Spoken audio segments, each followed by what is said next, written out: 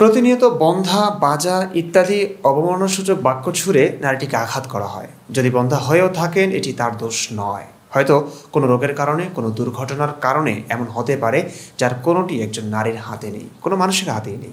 একইভাবে স্বামীও যদি তার সমস্যার কারণে সন্তান দিতে ব্যর্থ হন, সেটিও তার ইচ্ছাকৃত কোনো দোষ নয়। তাকেও হেনস্থা করা কোনোভাবেই মানা যায় না।